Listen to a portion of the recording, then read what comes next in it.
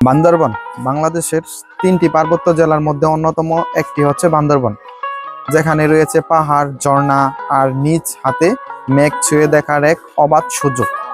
রয়েছে পাহাড়ের বুক চিরে তৈরি হওয়া পাহাড়ি আঁকাবাঁকা রাস্তা, ছোট বড় অসংখ্য ভিউ পয়েন্ট সহ নীলগিরি নীলাচলের মতো অসম্ভব সুন্দর কিছু পর্যটন স্পট, যেখানে চাইলে মেঘের বেলায় বেশে আপন মনে কাটিয়ে দিতে পারবেন পুরো একটা দিন।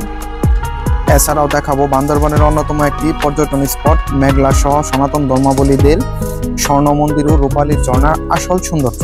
দিগন্ত জোড়া সবুজ পাহাড় ও মেঘের লুকোচুরি দেখতে চাইলে আপনাকে অবশ্যই আসতে হবে এই বান্দরবনে। আজকের ভিডিওতে আপনাদের দেখানোর চেষ্টা করব বান্দরবনের রাতের শহর ও তার আশপাশের সবচেয়ে জনপ্রিয় পর্যটন স্পটগুলোর আসল সৌন্দর্য, এবং দেওয়ার চেষ্টা করব এই বান্দরবন ভ্রমণের একটি পূর্ণাঙ্গ গাইডলাইন।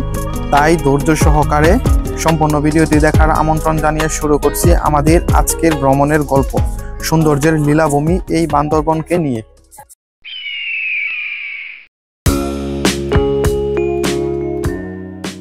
বান্দরবন ও তার আশেপাশের সবচেয়ে জনপ্রিয় পর্যটন স্পটগুলো ঘুরে দেখার জন্য আমাদের সর্বপ্রথম গন্তব্য হচ্ছে বান্দরবন শহর।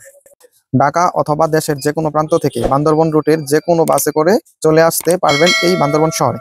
এবারের যাত্রায় আমরা গাজীপুর থেকে যাচ্ছি নিজস্ব প্রাইভেট কার নিয়ে। আর আপনারা চাইলে ঢাকা থেকে নন এসি বাসে জনপ্রতি 900 টাকা ভাড়ায় এবং এসি বাসে মাত্র 1200 টাকা ভাড়ায় বান্দরবন শহরে আসতে পারবেন। গতকাল রাত থেকে আমরা প্রায় 8 ঘন্টায় 330 কিলোমিটার পথ পাড়ি দিয়ে এখন বান্দরবন শহরের খুব কাছাকাছি আছি। শহরে প্রবেশের পূর্বেই পাহাড়ি এসব আঁকাবাঁকা পথের সৌন্দর্যই জানান দিবে, আর কিছুক্ষণের ভেতরেই আমরা পৌঁছে যাচ্ছি আমাদের কাঙ্ক্ষিত গন্তব্য বান্দরবন শহরে।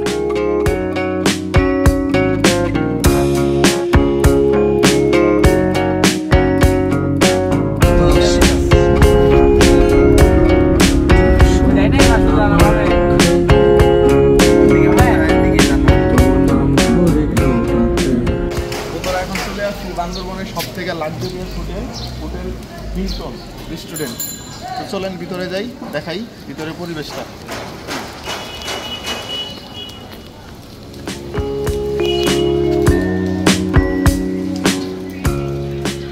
হিলটন রেস্টুরেন্ট, এটা খুবই লাক্সারিয়াস এবং স্বল্প বাজেটের মধ্যে রুম পাওয়া যায় এখানে।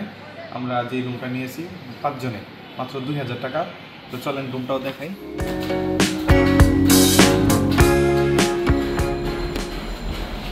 এই হোটেলের মধ্যে মোটামুটি ভালো বাজেটের একটা আছে, লিফটও আছে, ওঠানামা করার জন্য খুবই সুবিধাজনক।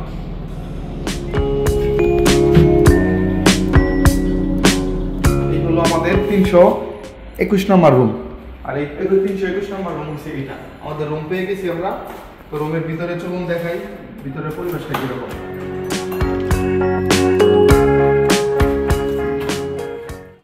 মাত্র 2000 টাকা ভাড়ার ভিতরে রুমের ভিতরে ছিল এসি এবং এরকম বিগ সাইজের দুটি বেড এবং ছিল সোফা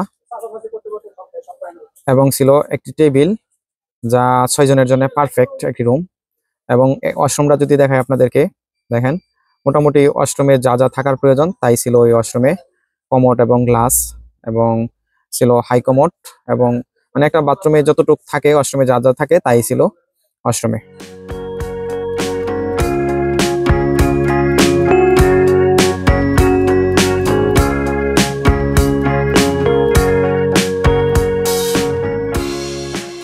রুমের সামনে যে করিডোরটা ছিল মোটামুটি লম্বা এবং প্রস্থ ছিল ভালোই, যার নিঃশ্বাস নেওয়ার মতো পর্যাপ্ত পরিমাণ আলো বাতাস আসতেছিল। এবং পাশে যদি একটি রুম দেখাই, এটি হচ্ছে আপনার কাপল রুম, মাত্র 1500 টাকা ভাড়াই। আর এই রুমগুলা সবগুলা রুমের সাথে কিন্তু অ্যাটাচ বাথরুম এবং ব্যালকনি পেয়ে যাচ্ছেন।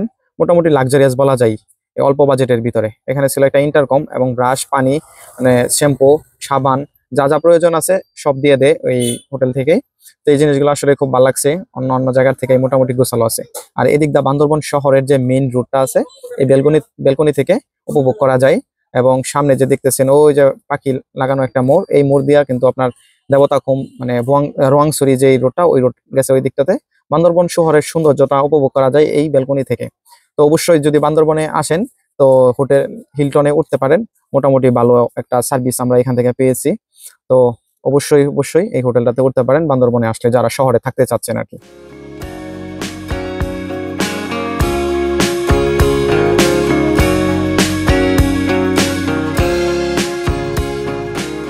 আর রুমের যে ব্যালকনিটা, রুমের মধ্যে যে পরিমাণ মানে ডেকোরেশন করা আছে মাশাআল্লাহ খুবই ভালো। একটা ড্রেসিং টেবিল আছে, একটা ওয়ার্ডরোব আছে কাপড় চোপড় রাখার জন্য, তারপরে সোফা আছে, একটা টি টেবিল আছে, দুইটা খাট আছে। মোটামুটি 6 জন থাকা যাবে এই রুমের মধ্যে। মাত্র 2000 টাকা বাজেটের মধ্যে এই রুমটা নিয়েছে আমরা একদিনের জন্য, 24 ঘন্টার জন্য। সাথে একটা ব্যালকনি পেয়ে যাচ্ছি, বড় ব্যালকনি। আর এই ব্যালকনি থেকে সব থেকে মজার বিষয় হচ্ছে এই ব্যালকনি থেকে দেখেন একবারে পাহাড় দেখা যাচ্ছে। পাহাড়ের উপরে যে ছোট ছোট বাড়িগুলো আছে এই বাড়িগুলো দেখা যাচ্ছে। জীবনে কিছুই না, টাকা আজকে আছে কালকে নাই।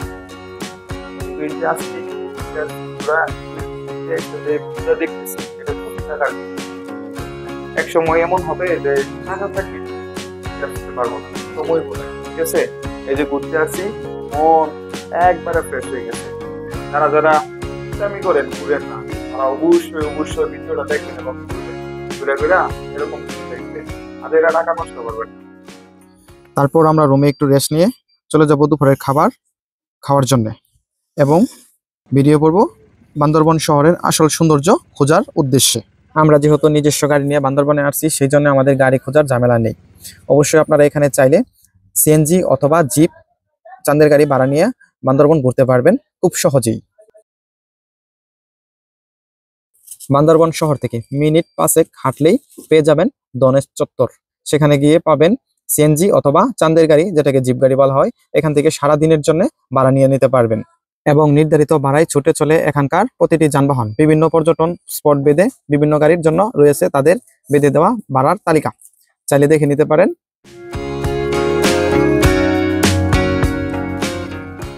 মাত্র 2000 থেকে 3000 টাকায় সারাদিনের জন্য নিয়ে নিতে পারবেন একটি সিএনজি, যা আপনাকে বান্দরবনের সকল সৌন্দর্য এবং বিভিন্ন পর্যটন স্পটগুলো ঘুরে ঘুরে দেখাবে।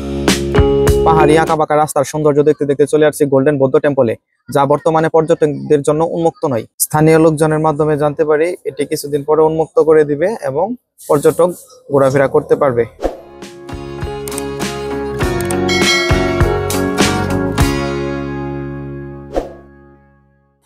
মেঘলা পর্যটন কমপ্লেক্সে ঢোকার টিকিট মূল্য 100 টাকা, যা আগে ছিল 50 টাকা।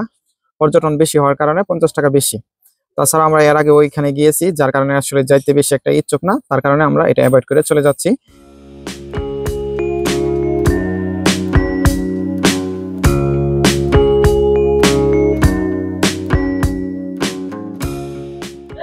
এখানে টিকিট ছিল 50 টাকা, এখন 100 টাকা করে ফেলাইছি। পর্যটন বেশি থাকার কারণে যে আমরা তাই এখানে ঢুকতেছি না, আমরা চলে যাচ্ছি পরবর্তী। আমরা এখন চলে যাব বান্দরবন শহরের কাছেই রূপালী ঝর্ণা সৌন্দর্য দেখার জন্য। আর এই ঝর্ণা বর্ষায় খুবই সুন্দর দেখা যায়।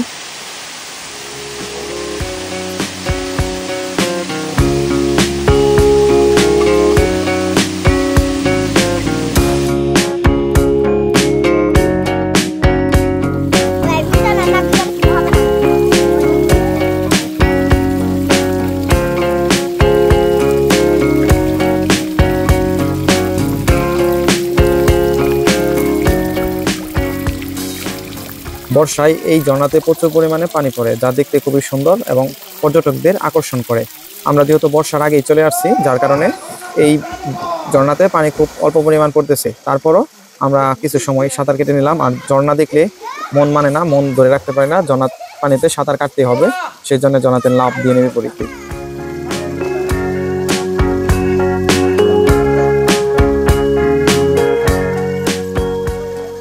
পাহাড়ের আঁকাবাঁকা রাস্তা এবং পাহাড়ের সৌন্দর্য, আশেপাশের গাছপালা এবং লেক দেখতে দেখতে কখন যে সময় চলে গেছে তা বুঝতেই পারি নাই।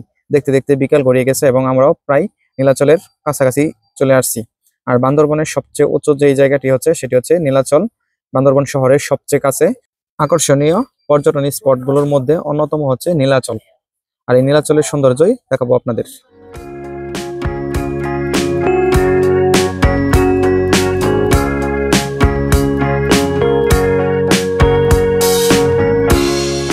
নীলাচল পর্যটন কেন্দ্র টিকিট কাউন্টার, এটি 50 টাকা প্রতিজন টিকিট মূল্য।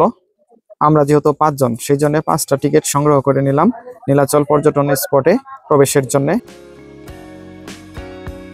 চলে আসছি আমরা নীলাচল। তো চলুন আমরা নীলাচলের সৌন্দর্যটা উপভোগ করি। বান্দরবন শহর থেকে মাত্র 5 কিলোমিটার দূরে অবস্থিত এই সুন্দর জায়গাটি। বান্দরবনে ঘুরতে আসা প্রতিটি পর্যটকের কাছে বান্দরবনের কেন্দ্রবিন্দু বলা চলে, কারণ এখান থেকে আপনি পুরো বান্দরবন শহর এবং আশপাশের সবচেয়ে সুন্দর কিছু দৃশ্য উপভোগ করতে পারবেন।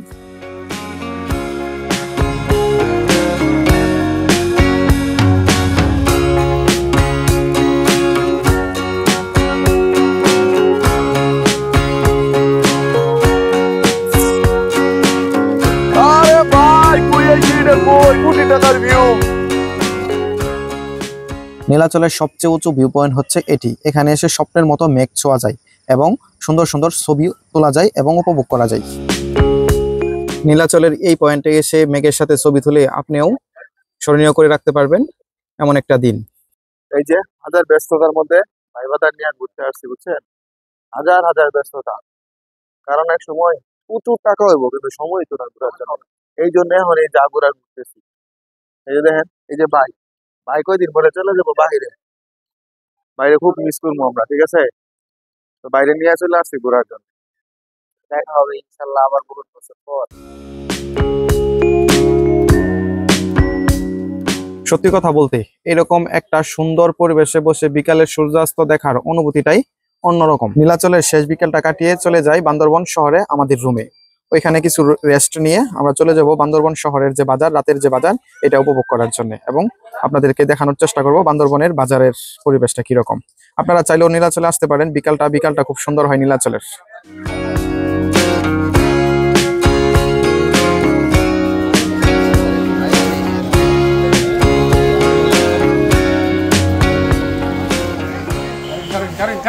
Karen lagi nak Karen.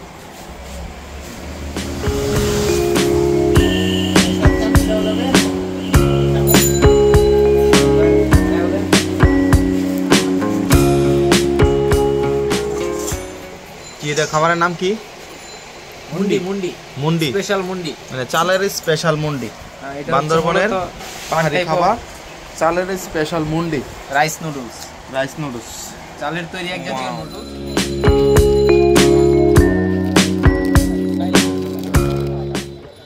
পাহাড়ি দানা চাল না, কত করে গেল?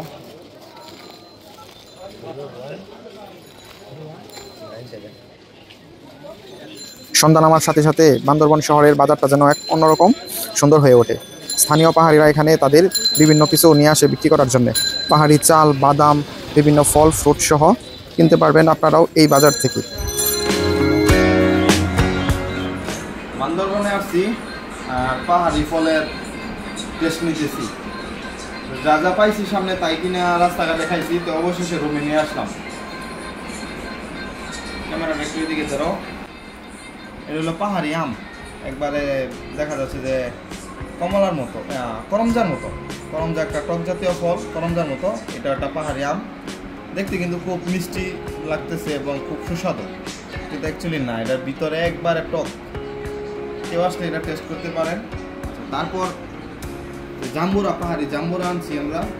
জাম্বুরাটা কাটতেছি, দেখাই।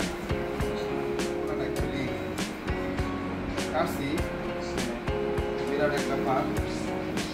তারপর আর এটা ফেলাইছি। তারপর জাম্বুরা ভিতরে আরেকটা ছোট জাম্বুরারই পেয়েছি, মানে এটা জীবনের প্রথম দেখলাম। জাম্বুরার ভিতরে একটা জাম্বুরা, মানে জাম্বুরা মনে গর্ভবতী ছিল, মানে ভিতরে একটা বাচ্চা দেখে মনে হচ্ছে। মানে অ্যাকচুয়ালি যে এখানে কিন্তু অনেক বড়, মানে জাম্বুরার সাইজ অনুসারে মোটামুটি জাম্বুরাটা কিন্তু বড়। বিশাল এক অ্যাডভেঞ্চার।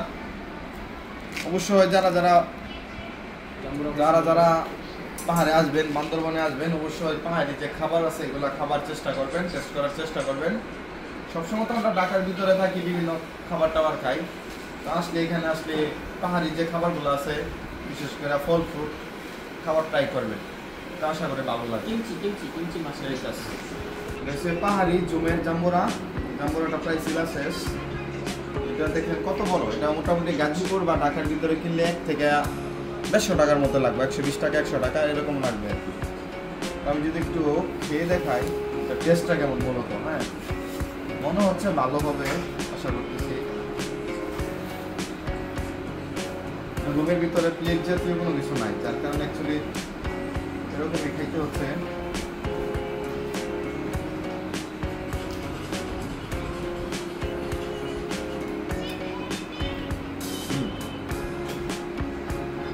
ভালো টেস্ট, একটা টক মিষ্টি একটা ফ্লেভার আছে, আর জাম্বুরার যে অরিজিনাল ফ্লেভার এটা কিন্তু এটার মধ্যে আছে। হ্যাঁ দেখে বোঝা যাচ্ছে, খায়া বোঝা যাচ্ছে। তো অবশ্যই আসলে খাবেন। আর এখানে 30 টাকা, মাত্র 30 টাকা নিচ্ছে, এত বড় একটা মোটামুটি 4 জন খাওয়া যাবে ভালো বলে, 4 জন 5 জন খাওয়া যাবে।